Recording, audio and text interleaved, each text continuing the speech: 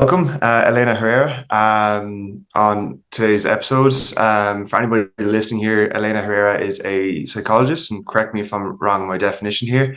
And this conversation was prompted by a conversation that we're having in our Facebook community with regards to the impact that a lot of the layoffs in the tech space and so on are having on men's mental health at the moment.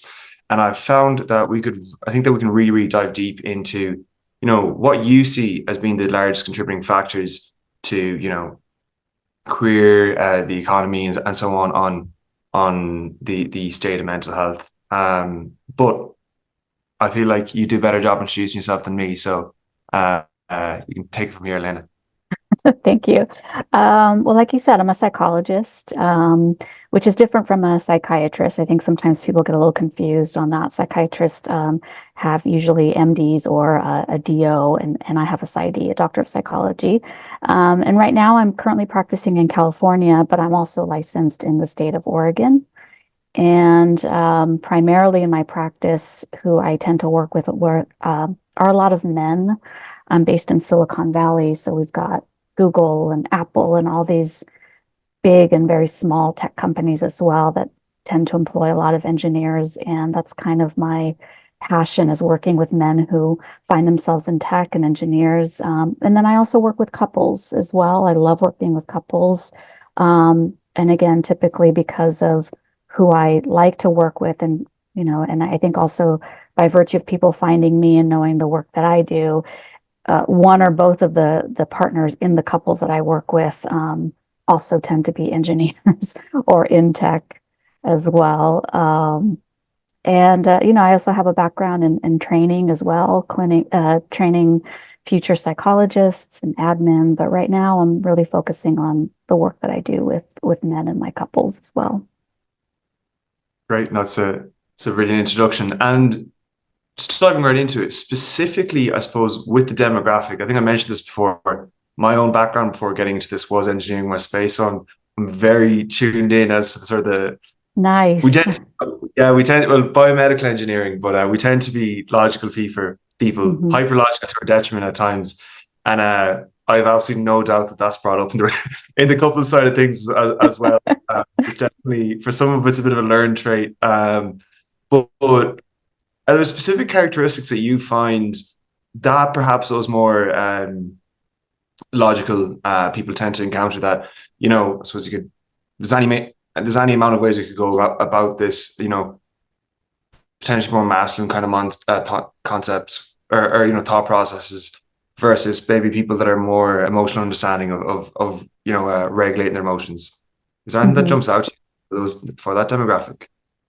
Yes, and there tends to be a variation. I have some men who, where I have to start from ground zero, where identifying what they might be feeling, identifying kind of a label for what they might be feeling and why. And some men have zero understanding of that. And it's not because there's something wrong with them. It's just this is not how their brains tend to function. It's not something they've ever been taught. And then I have some men who are readily able to say, yes, I'm feeling mad or I'm feeling sad or whatever, but don't quite know how to take it from there. I think frequently what I see, and this goes for my couples too, and it tends to kind of cause a lot of distress in the relationship, but also on an individual basis, is exactly what you said, that sort of logical mindset of, I don't know how I'm supposed to solve this problem. What do you mean you want me to listen and to validate? You're saying I have to agree with my partner's feelings. What if they're wrong? That's the last thing you want to say to your partner when they're feeling a certain way, is what you're Yeah. experiencing is wrong. Yeah.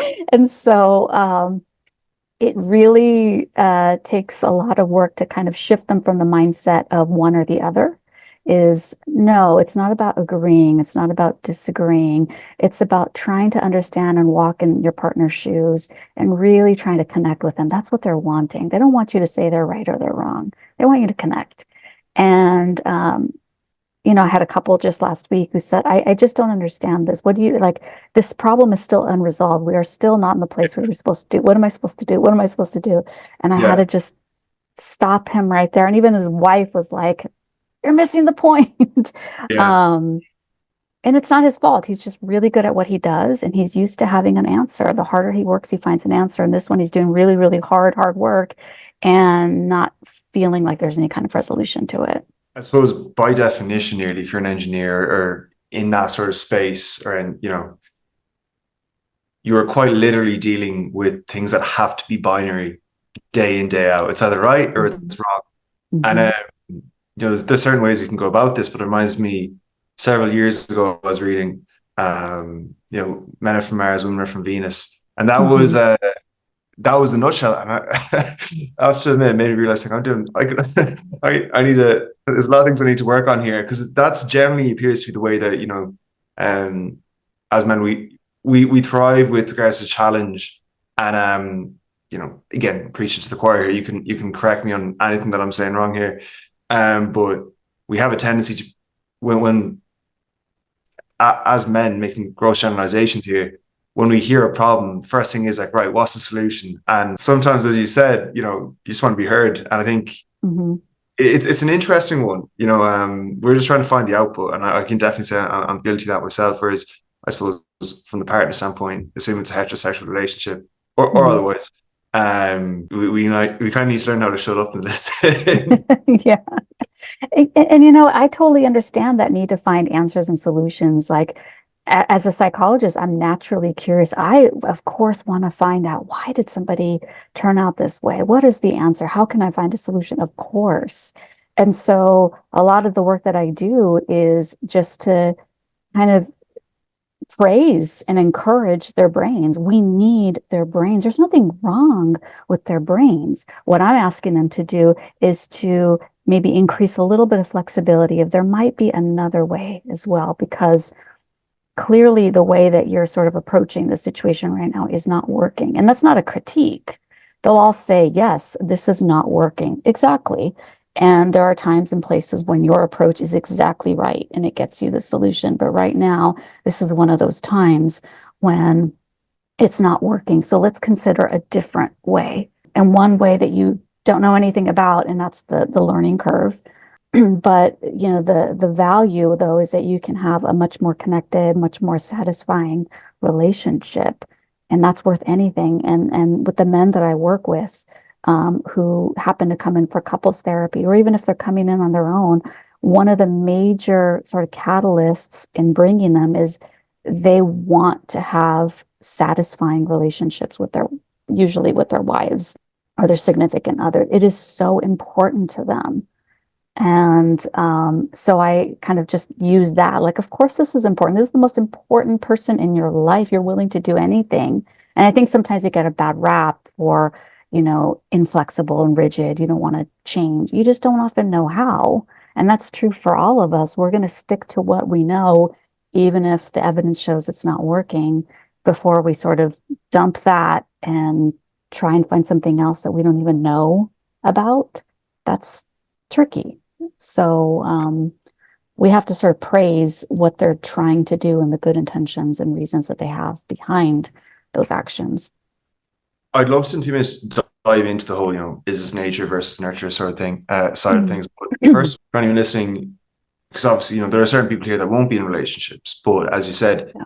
they may be struggling with their job, potential recent layoff, or just struggling with it in general. What does it look like? I suppose how do these things manifest themselves when they're not expressed properly? Specifically with men, in my experience, we potentially have a tendency to isolate because we can't figure out the problem. We're frustrated with that. Uh, Mhm.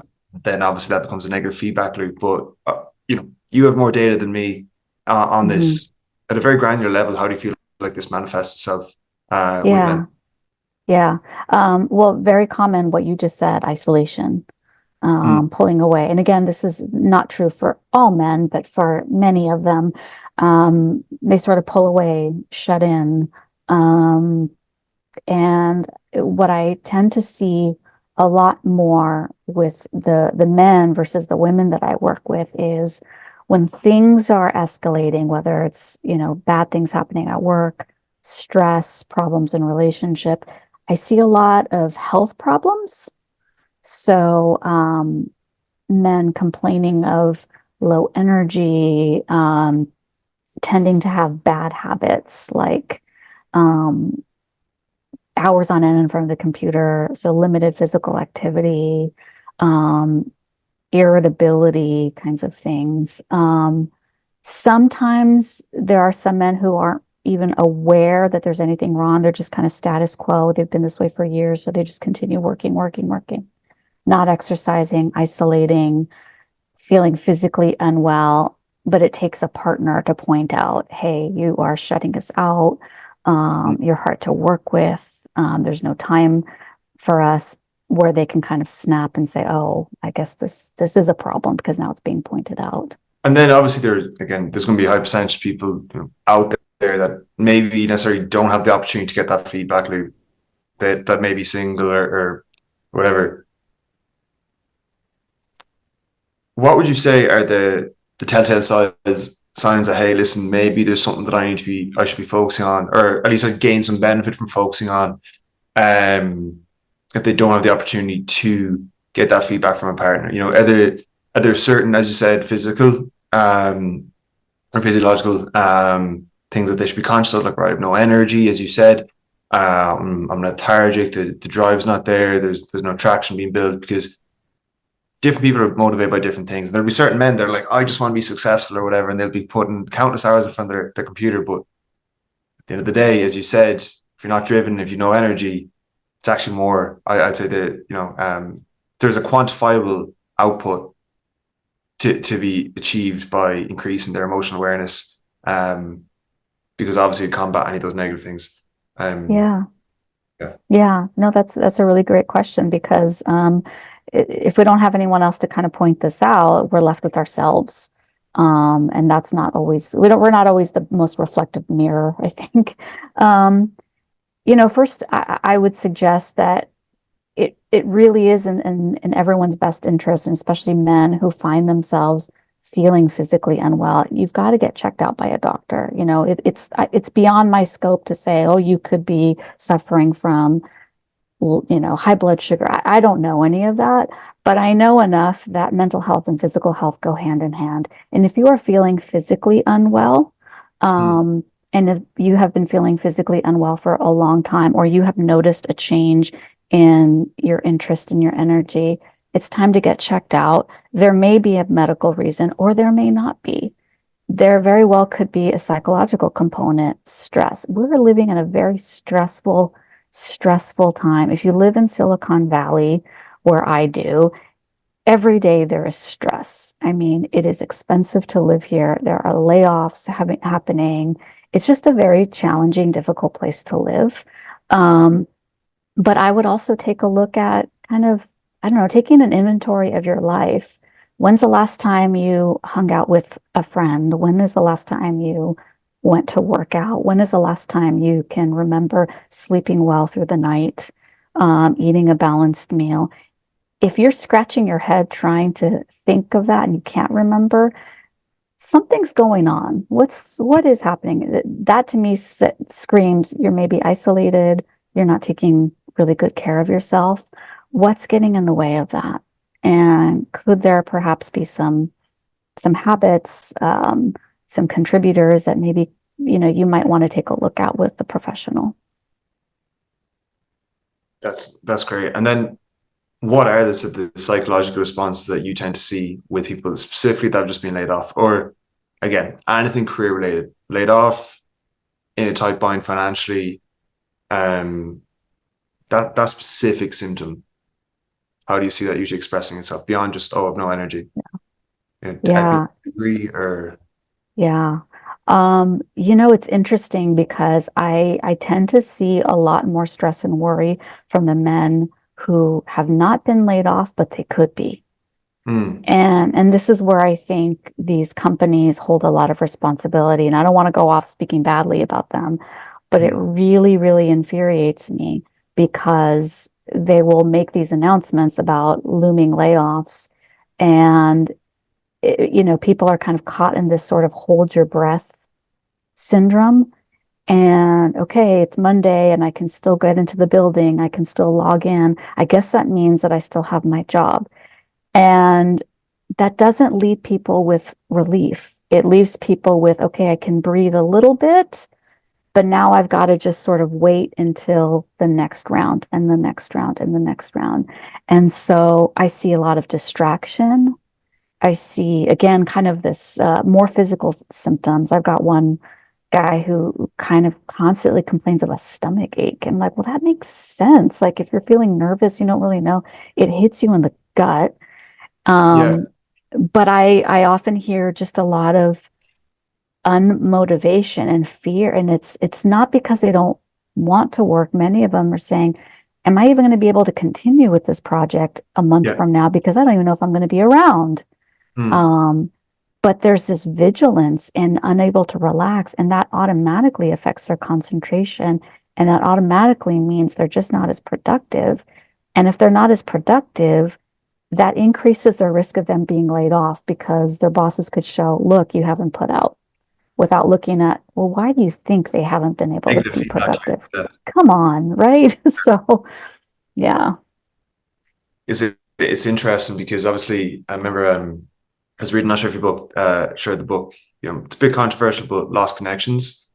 And Oh, I've heard of it. I've heard of it. Uh-huh.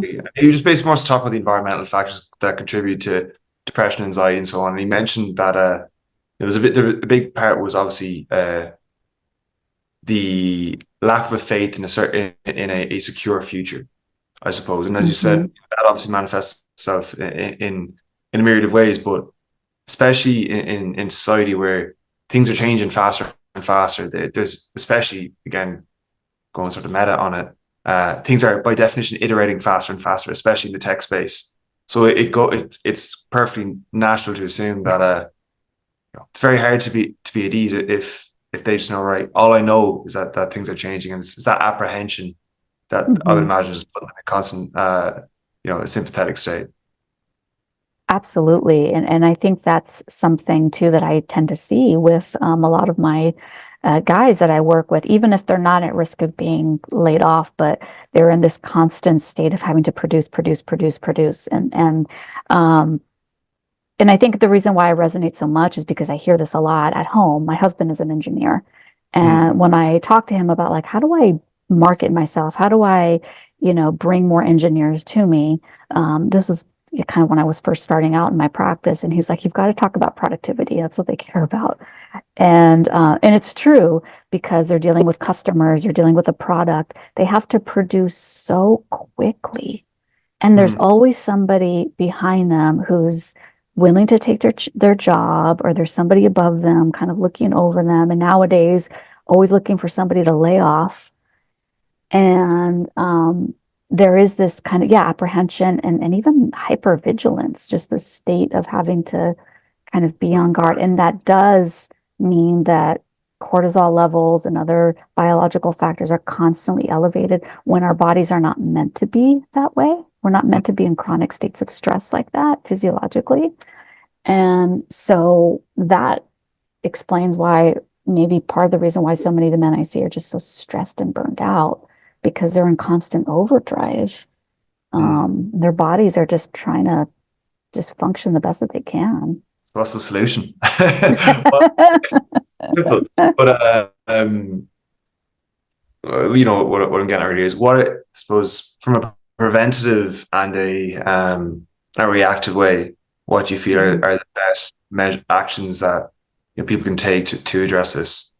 Yeah, Beyond yeah. professionals, they were not something they should take it into their own hands, but Hmm.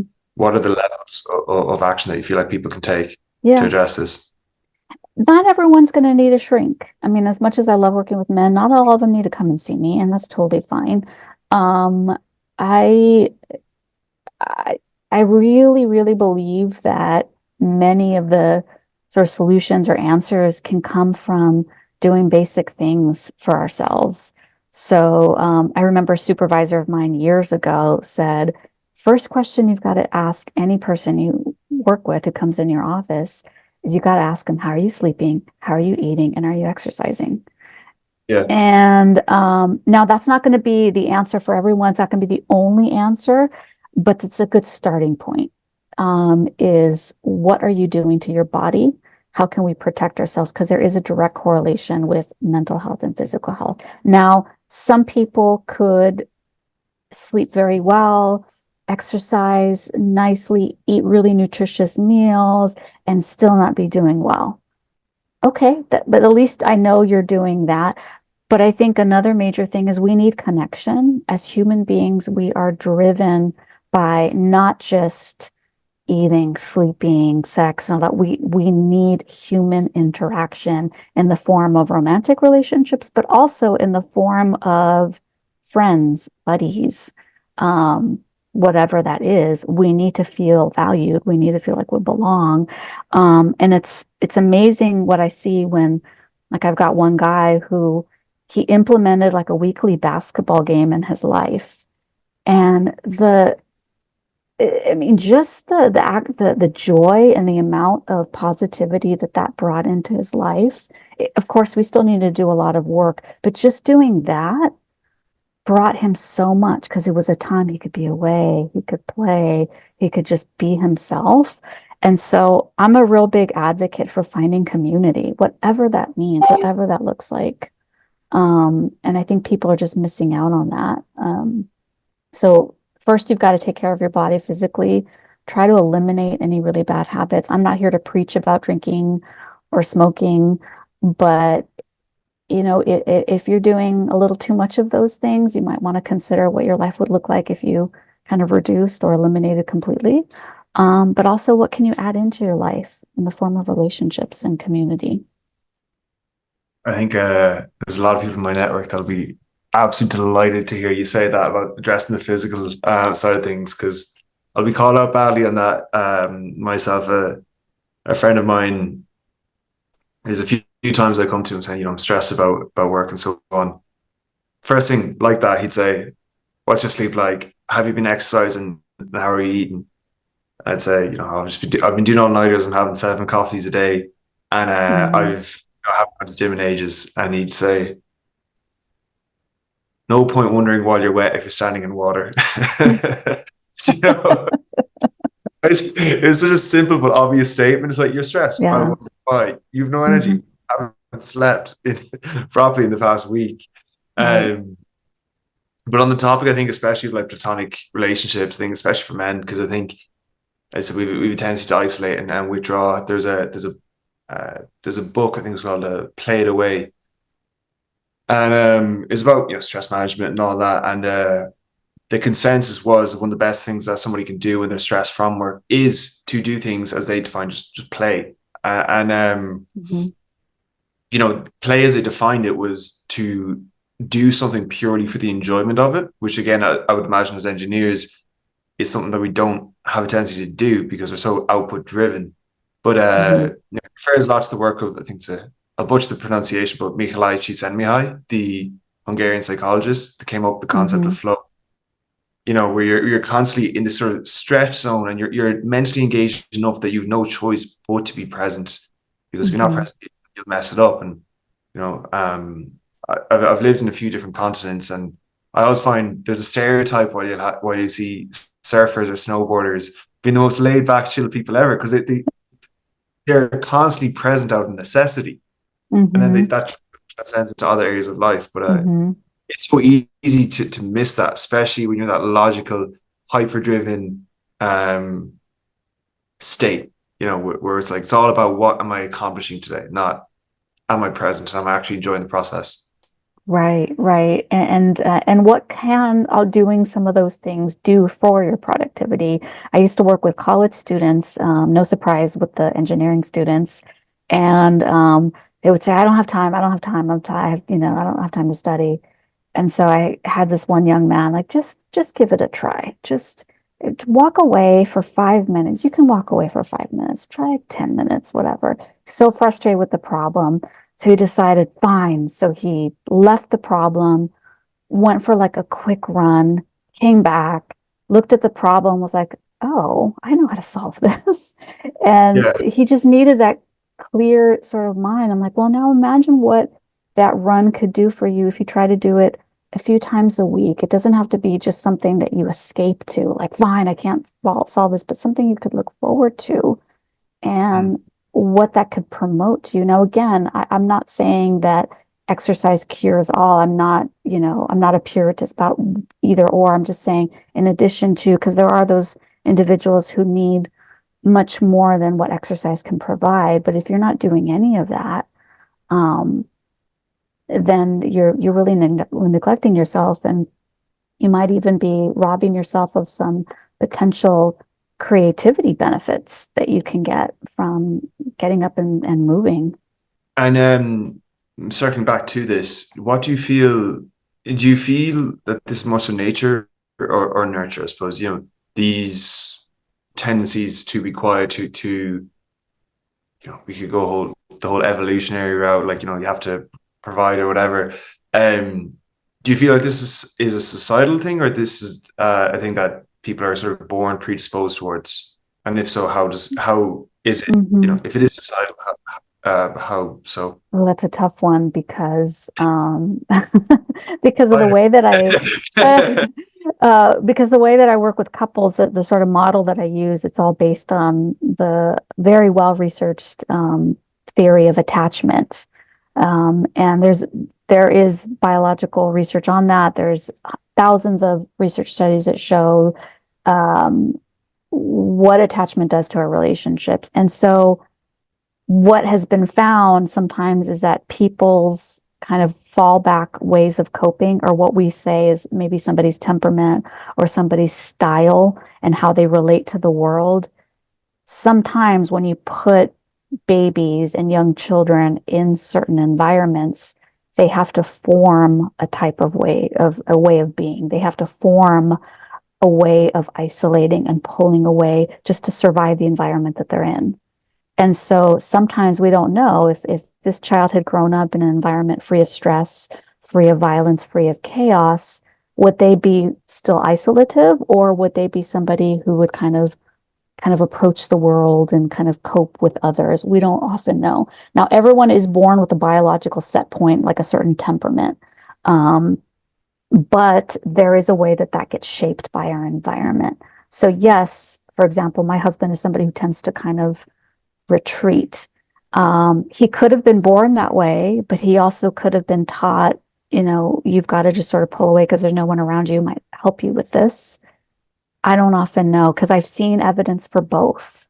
I work with parents too who often say, I don't get it. We have the environment our kids were all raised in, loving, safe, free of chaos and violence, and yet I see a difference between the girls and the boys. And so you got to take that for, well, maybe that's a nature, but then I often see nurture. So I think men have it rough in that if there is, a boy who his natural temperament that he's born with is one that's more sensitive and one that is designed to sort of engage with the world and not retreat, how is he going to be viewed? Whereas with a girl, if they're more of a retreat, we kind of a retreating type person, we tend to see that as being a little bit stranger than with men. We're like, oh yeah, he's being a guy, kind of keeping to himself. Um, so I know that's kind of not a real direct answer, but the answer for me is I just really don't know Yeah, because I see both. Yeah. yeah, a bit of both. I suppose it's probably fair enough to say that there's, you know, I'm not an expert, so I can't even say if something's fair to say. From what I'm hearing though, is that we sort of have a set baseline tendency, but that maybe 70 or 80% ready, arbitrary numbers.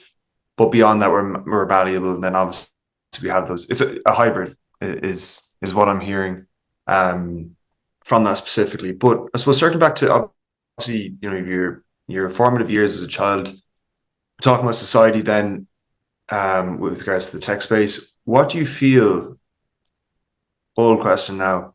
What do you feel could be adjusted from a societal standpoint, or I suppose the workforce standpoint, to better address these for people in tech space or just in general, so that they feel, it improves their mental health and by extension actually probably increase their output on the job. Yeah. I think we need to stop treating these engineers and these tech workers and just talking solely about men right now, and not ignoring that women occupy that space as well. Um, Stop treating them like robots. I think there's a reason why many of these men are successful because they have proven themselves able to produce a lot and they can withstand a lot of stress and they can think outside the box and they can find solutions. They're very, very successful and good at what they do. Um, at what cost, though? So I think we need to stop taking for granted that we're going to continue to have people who are going to be able to produce under high stress situation. Eventually, there is a limit. Just because you haven't seen it yet doesn't mean that it doesn't exist. Because I've seen men, very highly successful, accomplished, productive men. I've seen them at their breaking point. There is a breaking point if that continues. And I think sometimes when we take that for granted, we can push people beyond what they're supposed to do. Leaving this up to them, the employees are never going to say, I can't do this. That's just outside their wiring. They're never going to admit or say, this is too hard. It's up to Yeah. the leadership to say, just because we know that you can doesn't mean that it's okay. Doesn't mean that you can't need a break, or doesn't mean that the way we are approaching these layoffs shouldn't be done in the most ethical way, or that we try and support our workers who are left behind. But I think there just needs to be much more focus and much more dialogue on mental health. I mean, I ask this question very often of the men that I work with, like, do you and your bosses or do your colleagues, do you ever talk about mental health? Like, do anyone you work with, like, do they know you come and see me? They say, no. I said, oh, okay. Because with my colleagues and the places where I've worked, we always talk about this. We always Hmm. talk about, I go to therapy. We always talk about how we're taking care of ourselves. It's just a given because I think we're allowed to, as mental health professionals, to talk about our own mental health. But somehow, or some reason, people outside the scope are not allowed to talk about this.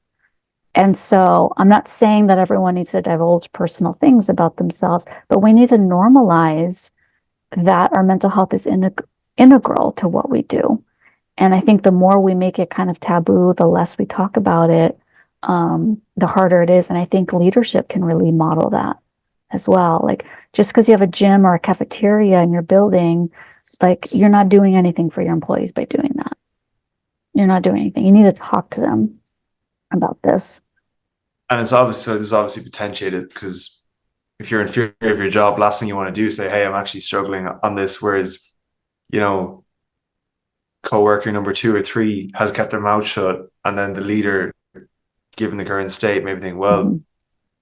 Tomas is saying something. And I know John and Mark and whatever other generic Irish names I can think of aren't saying anything.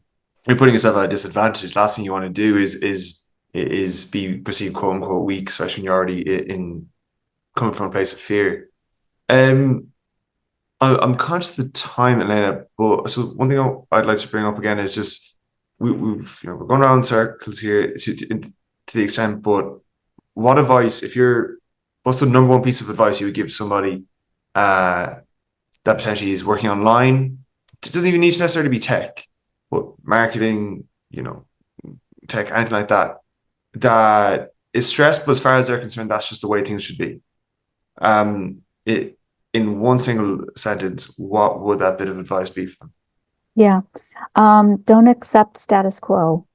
Is it the way it should be because this is how you want it to be? Then that's different. But if this is how it should be because that's all you know, then maybe potentially consider a different way of looking at it. Um, Stress is always going to be present, but toxic stress is something that we need to take a look at. If you're not sleeping, if you're not eating, if your relationships are in shambles, if you're not feeling well, if you're feeling stressed, isolated, depressed, that is more than just your basic stress. You should have a little bit of stress, but you shouldn't have toxic stress that's causing you harm. And so that's where you need to take a look at it. I know I said to wrap it up, boys, but one last question to build on that. Something I used to say to friends of mine was that the stick is more powerful than the carrot when it comes to initiating, kickstarting initial action. Ultimately, and that there's been studies in this, we go into that. Whereas people do push harder when they're running away from something than they're running towards something. However, as you're alluding to, on a longer time horizon, that's not necessarily the best state to be in. That Hmm. fight or flight, say what you want, but it makes people run or makes them do something. But as you said, when it becomes chronic and happening over time, it degrades both us, as people and our relationships. I think on a longer time horizon, it's important to make sure we're running towards something and potentially Hmm. replacing that fuel with something that's a bit more wholesome and positive. To people that are in this situation, that are in distress as opposed to eustress, I think it can be difficult for them to imagine what it would be like to not be stressed. They don't actually know what they're running towards. Hmm. My final question to you before I finish up would be, what would that look like for them if things were working out to what the end goal could be? Yeah. It is not one of bliss. I think we can't look for perfection. I think what we can try and look for is when I wake up in the morning, do I feel ready and motivated? Now, I'm not saying jump out of bed. I'm so excited. Like, we're going to have those off days. But can I wake up and say, I feel good about what I'm doing? And today's got a lot of meetings and that's going to suck. But you know what? I'm okay with that. I'm looking forward to that. And at the end of the day, are you ready to do it again? But if you're waking up and you can't get out of bed because the mere idea of living in your life another second is causing you dread, that is not normal and that is not okay. So we need to take a look at the difference between just having our bad days, which we're going to have, like, oh, I didn't sleep well, I don't want to have this meeting. That's totally fine. But if that's happening every single day, you can't imagine living in your life again. That is not okay. But if you can wake up for the most part and say, you know what, I like what I'm doing today. I like it. I'm looking forward to it. I go to bed and I'm feeling, tired, but not depleted. I'm tired and you should be tired. You put in a good day of work, but you're not depleted. Still have that energy to have a conversation with who you live with, to maybe hit the gym, maybe watch a movie, have a nice dinner, go to bed, and you feel okay. That is a good life. And that's good enough. That's the research. It shows a good enough does you a lot. We're not looking for perfection. We're not looking for exciting and stuff. Yes, have those throughout the year. That trip that you're looking forward to, that once in a lifetime thing, absolutely, you need that. But what matters most, and it shows in our research to say what matters most is the small things every day. If you can wake up and feel like I can do this, I don't mind getting up and living my life. This feels okay and I can do it again when I wake up the next day. That's a recipe for a good life. Finished up with that. That's a good way to finish. It's a good way Okay. to. But uh, where can people find you, Elena? For anyone that's listening, that would love to find out more about what you do. Yes. And because I'm so new to Twitter or X, I still need to look up what exactly is my name. So people can find me on X or Twitter at WC Psych Doc, and that stands for West Coast Psych Doc. And I am also on LinkedIn, and you can email me, Elena Herrera, PsyD at Gmail. Perfect. Thanks so much. Cheers. Thank you.